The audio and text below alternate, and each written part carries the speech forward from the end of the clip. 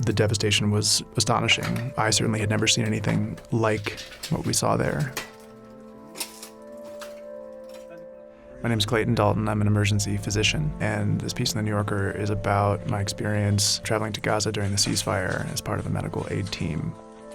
The damage started immediately as soon as we entered to the Gaza site. Mostly you stay in a single hospital. You're assigned to one specific facility and you stay there for safety reasons. It's dangerous to leave the hospital. And then the ceasefire changed everything. The decisions were being made in real time as we arrived in terms of where we'd be most useful and where we would go. First night was in Nasser Hospital, which is one of the chief hospitals in Khan Yunis. Had been the site of a siege and a raid by the IDF and had been targeted. There were shrapnel scars in the building, bullet holes, like destroyed and sort of shattered ambulances on the ground. And so all these little reminders of the fact that this had been a war zone. Almost every room in the entire hospital had an X that had been hacked into the wall next to it, which had been put there by Israeli forces as they had moved through clearing the hospital. Al-Shifa was the most important hospital in Gaza, so it's where the most complicated cases get referred. Harara, who was running the emergency department there, he took me through the main hospital complex. And Harara has on his phone photographs of what the department had looked like. You just couldn't believe the contrast. I mean, on his phone, it looks like any American hospital. It looks like the hospital where I trained. On the grounds behind the main building of the hospital, there was a makeshift graveyard. I saw this at pretty much every hospital I visited in Gaza, is there would be nowhere to put the patients who were dying, and so they would just bury them in the courtyards, wherever they could find space. Yeah, this was Indonesian hospital. Sultan was the director of the hospital, a cardiologist, and he sort of walked me through one of the most disturbing discoveries that he made. He took me up into the ICU and showed me a number of different pieces of medical equipment, and all of them seemed to have a bullet hole in the screen. The soldiers? I don't. He was like, I don't understand. And I get that. I also was struggling to understand. This didn't seem like collateral damage to me.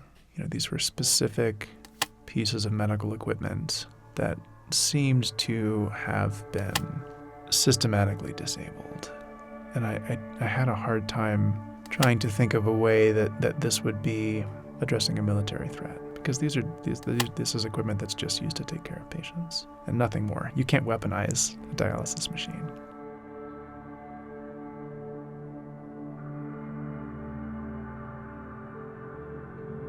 And in Gaza, there wasn't space, there wasn't personnel, there weren't resources, there weren't medications. There just wasn't enough.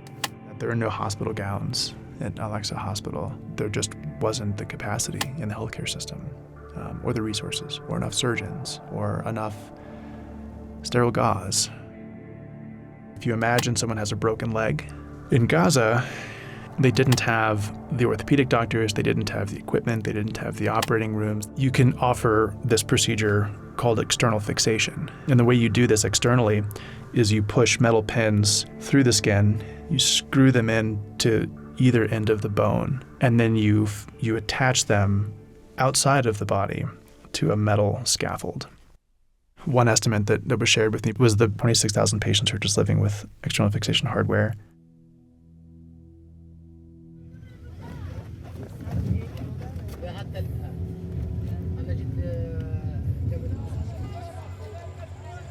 But there's still people living there. Hundreds of thousands of people were residents of Khan Yunis before the conflict, and many people have relocated there.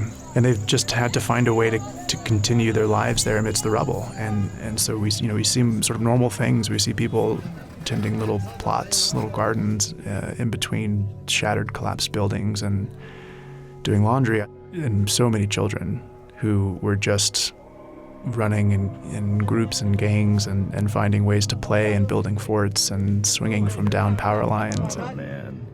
I guess there's no power anyway. I worry about the safety of people I know, friends, American healthcare workers and physicians who are still there, who are still going. And then also the people that we worked alongside, Palestinian healthcare workers. And the work they're doing is so hard. It is so unspeakably difficult. And I think we come back out and we're like, it's hard to even remember how bad it was when you leave again. It almost feels like a nightmare that you've woken up from. But for the people who are there living it, there is no waking up. They can't escape it. That is just their life.